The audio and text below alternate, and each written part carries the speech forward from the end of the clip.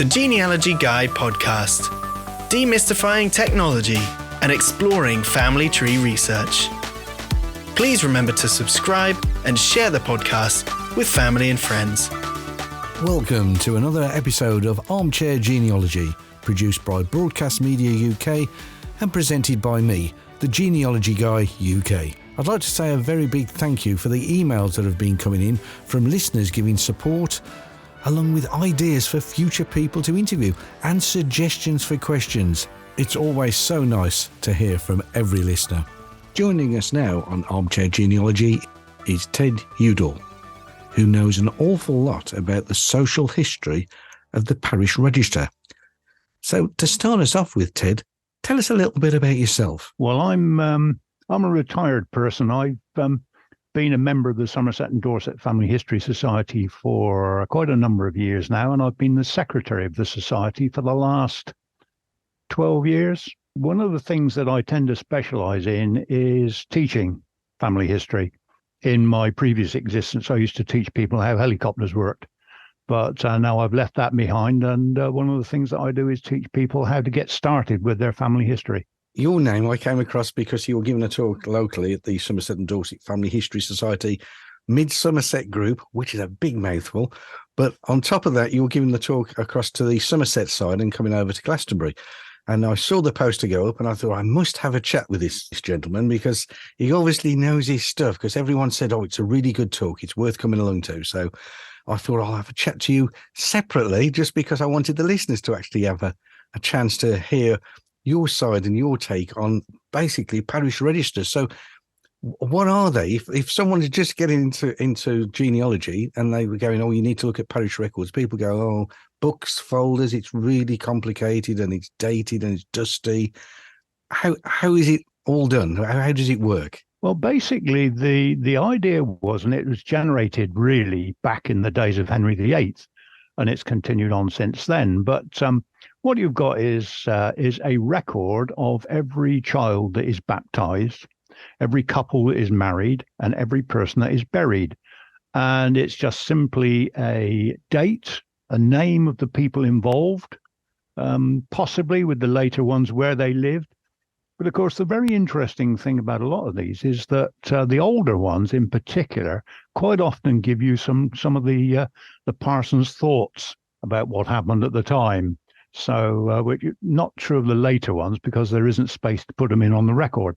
But the older ones, where they were just entered in a book, you quite often get little asides, notes about what the vicar thought about the people involved. Sometimes, quite often written in Latin because he didn't want to be sued for libel. Pretty sure that nobody else was going to read the things. So it gives you a chance to get some kind of insight into the type of people they were, and not just necessarily a name and a date. It sometimes does that. That's right. I mean, these things they do crop up occasionally, and I've had quite a few sent to me by various people say, look, have you seen this one? And get in and have a look at this. And you go in and have a look at the register, and it says something pretty scurrilous about the couple that are getting married or something, Now, when I first started doing this sort of genealogy journey, because you never stop, you're always on a journey on it. So when I first started it, parish records were like, oh, you had to get in a car, you had to drive out to the actual area to find the church. It was very complicated and very time-consuming. How have things changed nowadays? Well, of course, the vast majority of them are online on the ancestries of this world. Some are on Ancestry, some are on Find My Past, because a lot of the repositories, Dorchester Record Office, the Somerset Record Office, or whatever we're calling it this week, they've got into bed with Ancestry and they've had all their records digitized. And in a lot of cases, you not only can get access to an index of it, but you can see the original image of the document, which is something you should do anyway, because even with the best will in the world, if you only make a 1% mistake in transcribing a document, that's an awful lot of mistakes over the whole country. Absolutely, because it can mean the difference between Smith, Smythe, Smat. So, I mean, there's so many variations on a particular name, on one typo. And you're absolutely right. You want to see the actual image of the document so you know that you've seen it and it's not just, well, I think that's what it said on it, but I didn't write it, so I don't know. Yeah, very much so. So how did you get into genealogy and parish records? Do you naturally fall into it, or did it something you just found an affinity with? It's something that, well, my grandmother lived to be 95. She died back in 1986, and I inherited some old documents from her, including a few marriage certificates and sort of things that you get, photographs, wedding invitations, that kind of stuff. And that was what really spurred me on to get started. I was working abroad at the time, but when I came back, I joined the Somerset and Dorset Family History Society. And so it's just because my interest was piqued.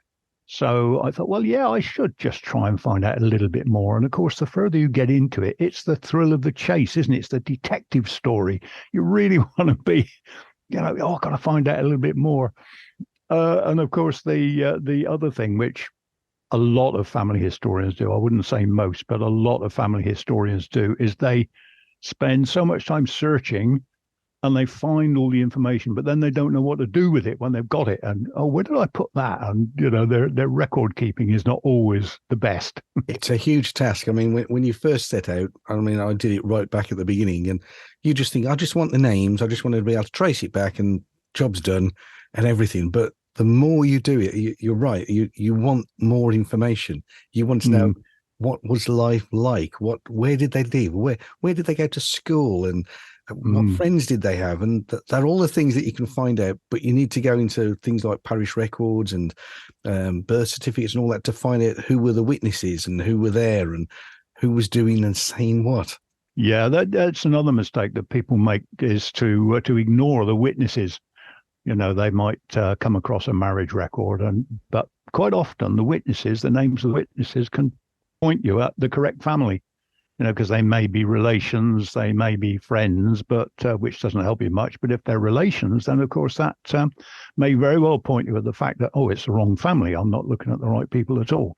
And of course, knowing that, and back in ye olde days, people didn't travel. So the chances were that they were also either neighbours or just lived in an adjoining street.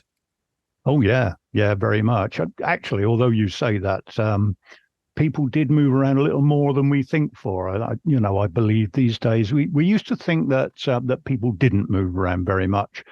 But in my experience over recent years, people moved around a wee bit more than we used to give them credit for. Yeah, I think a lot of that was usually based down to things like the Industrial Revolution and things like that. They were looking for work, so they had to go to where they could earn some money to bring up their family.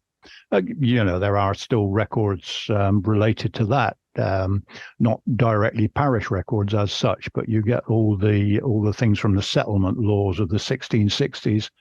People would be examined before a JP, and they would say, well, this is, they give a potted history of themselves, and the JP would give them a license to move somewhere. Their parish of settlement would be obliged to get them back if they fell on hard times. Now, with parish records, I appreciate that a lot of them are now online, but are some places still just you have to go and find the website, maybe the local village website, or are they all gone across onto Ancestry and MyHeritage, places like that? A huge amount of them have. There are one or two places where you can get free information. The best place to start searching is a website called Genuki, Genuki, Genealogy UK and Ireland.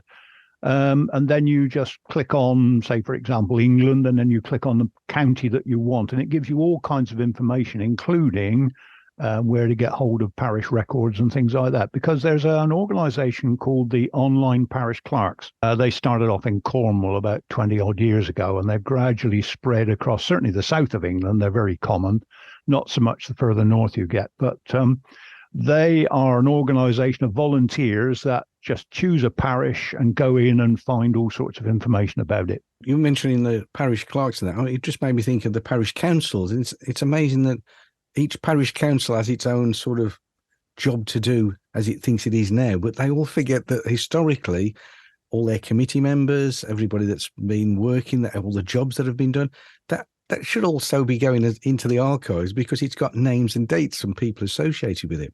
It does, because although family historians tend to follow the parish registers, because that gives you the basic skeleton of, who is married to whom and who the children are and when they die and so on.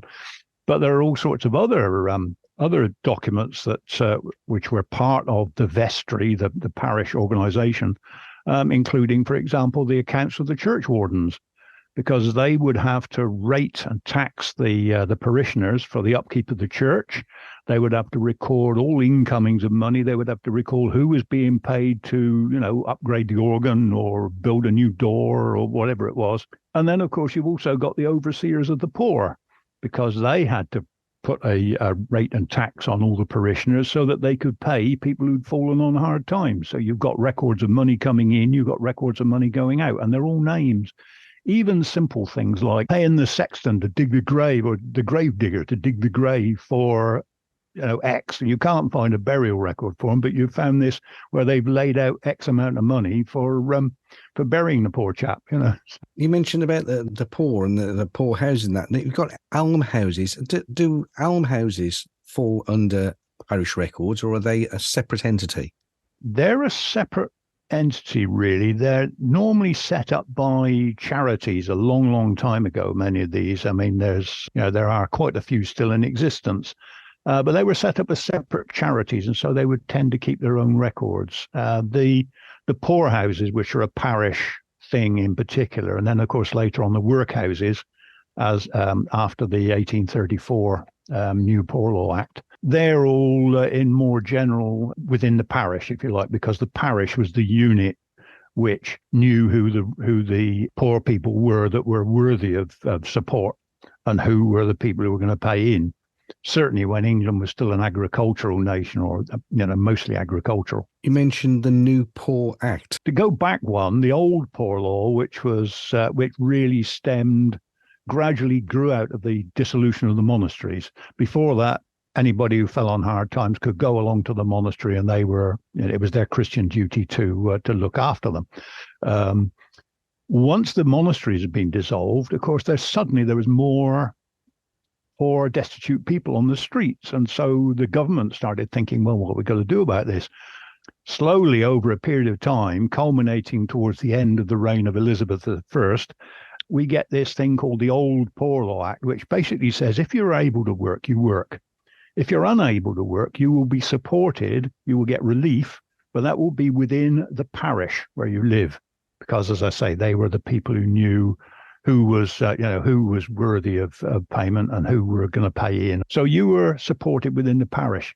Of course, then over a period of time, over the next 100 years or so, with the Civil War going on and all the rest of it, by the 1660s, many parishes were preventing people, if you like, if they were liable to fall on hard times, they would say, right, you've got to stay here. Because if you go over in the next parish, they won't want you, because you might suddenly become a tax burden on them. And so people they had to become settled, in inverted commas. De facto, that's what happened. And in 1662, a law was passed making it concrete. So people were then, as I mentioned earlier on, you had to stand up in front of a magistrate and say, yeah, this is my potted history. I want to go to work somewhere else. I've got an offer of a job. And then the magistrate would issue you with a license, and off you'd go. But of course, if you were a person who, the numbers were all written down from time to time and changed. But if you were a person who was able to afford rent of more than a certain amount, for example, then you would have been a net payer into the system, so you could go where you liked. If you were unable to afford rent at that kind of rate, then you were liable to be a taker out from the system, and so therefore your movements were restricted, quite often to maybe 20 miles. Because, of course, the parish would have to pay for you to get you back if you fell on hard times. So, okay, well, we're not paying for you to go more than 20 miles away then. So if you were earning a low wage or no wage, you had to apply to be given permission to move to another area and be Yeah. And quite a lot of these records still exist. The Dorset ones are a bit thin on the ground. I've not got any in Somerset personally, but I believe that the Somerset ones, they should all be held at the record office up at Taunton. Email the podcast by contacting us, info@armchairgenealogy.com. And now we return to the second half of the chat with Ted Udall, sharing his tips and knowledge about using parish records and documents. Because each area around the country has its own depository, basically. of where it stores its data. And fortunately, over the years, local history centres have been set up all over the place. I think Somerset was one of the very first, I think, to have a purpose-built repository for their archives. And of course, they've moved it since then to the new one out at Norton Fitzwarren. But yes, they're all set up for, they're all air conditioned, and, all the stuff is kept in a certain humidity range. So all these old documents on parchment and what have you are all hopefully going to last forever and ever. Yeah. And the other thing I came across, like when you're digging back in history and talking about people having to get support to be able to live just a daily life, was friendly societies. How did that sort of interweave into the history? That's something which I'm not really all that familiar with it, but it's the sort of thing that they're the origin really of what we know more recently as building societies. So it would be somewhere where you could pay in a small amount, and then if you fell on hard times, they would get a loan. So. Okay, so it basically, it was like an insurance policy to help you get through the rest of life. Virtually, yeah. Yeah, they tried all sorts of things. I mean, we talked about the old poor law, and I mentioned about settlement, and of course we were going to come on then to the new poor law, which was because of the Industrial Revolution. Of course, people are moving off the land and into the towns more, and the parish just wasn't up to the business of, especially in the towns. The parish just couldn't cope with all the people. And so they set up the new poor law, said, okay, well, you can all bunch together, you can form a union, you have to build a workhouse. And if people fall on hard times, they have to go into the workhouse in order to be supported. If you're going to do that, well, that means you've got to build a workhouse, you've got to put in the plumbing, you've got to put in the heating, you've got to pay the staff.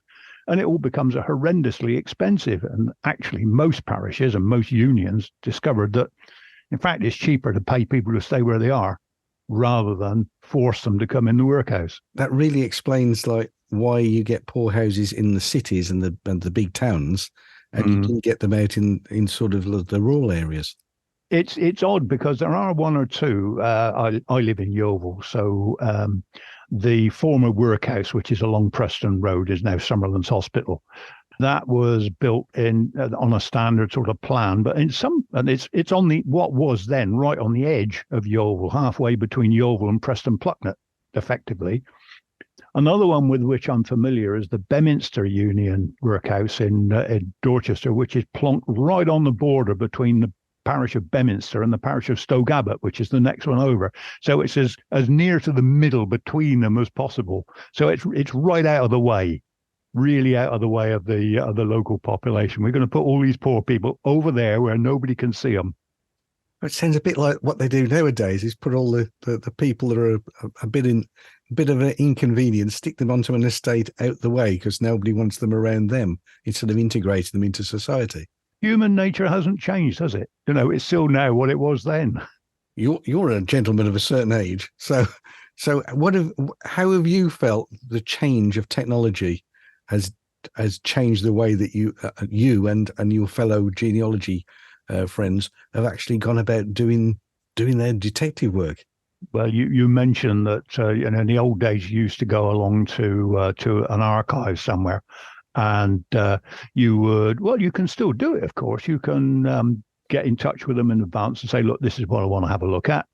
You can't these days handle the old parish registers the same way that you used to, because they've all been microfilmed and they're all pretty much available online these days, somewhere or another. But you can go along and look at all sorts of other documents. There are quite often you've got deposits of, say, for example, solicitors' documents, deeds and stuff like that, which you can go along and look through, copies of wills, all kinds of things that you can go along and actually have a look at your local repository. That hasn't really changed. The difference is that now, if you want to build the basic structure of your family history, so you want to look at the basics of the parish register, births, marriages, or baptisms, marriages, burials, then you can do most of that online. And there are, it's a huge industry now compared with what it was 30, 40 years ago. What people don't, because I have this conversation with people, and they think you can just go to to one platform, and that's it. That's all you have to do is to join up. And they don't realise that Ancestry's got a collection of certain things, but not everything. And then MyHeritage will have, and then the genealogist will have another one. And each one has its own speciality, and some of them have more information than you can possibly ever want, but then it just suddenly stop and you can't find anything else and you have to go to another platform. What are your thoughts on the fact that all these different companies are all trying to own the data all the time? Yes, they are indeed trying to do that. But of course, the people who actually own the original information are a bit canny as well, because they know that, it's like selling your birthright. And so what tends to happen is that one of the big companies, say Ancestry, for example, will have the rights to this information, to publish this information online for a certain period of time, after which the others can then have a go at it, and they can start publishing online. The end result of that, of course, is that each company is producing an individual transcription of each of these things.